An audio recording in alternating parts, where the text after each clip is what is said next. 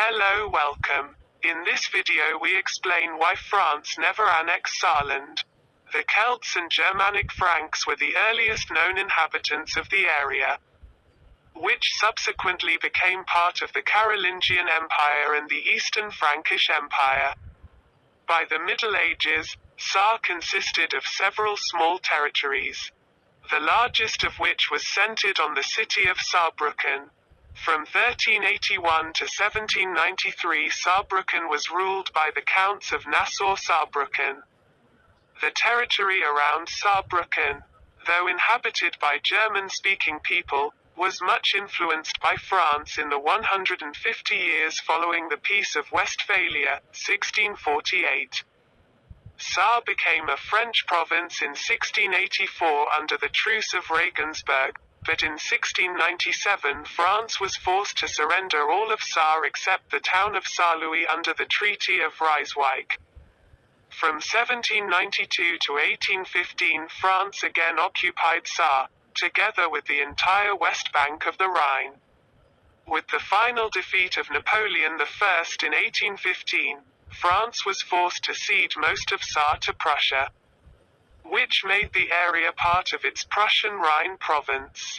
When Alsace-Lorraine was added to the German Empire in 1871, Saar ceased to be a boundary state and experienced rapid industrial development based on its own coal deposits and the iron ore deposits of Lorraine. After World War I, Saar's coal mines were awarded to France, and Saarland was placed under the administration of the League of Nations for 15 years, at the end of which time a plebiscite permitted the inhabitants to choose between being part of France or Germany.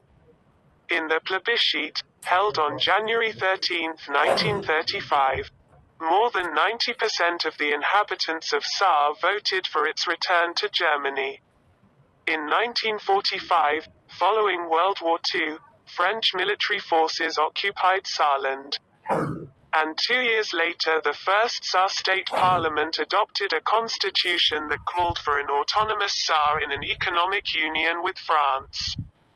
By 1954, however, West Germany's renewed prosperity was attracting the sympathies of most Saarlanders, and in that year France and the Federal Republic of Germany agreed to a statute that provided for Saar's autonomy under a European commissioner. The new status was to be approved by a referendum.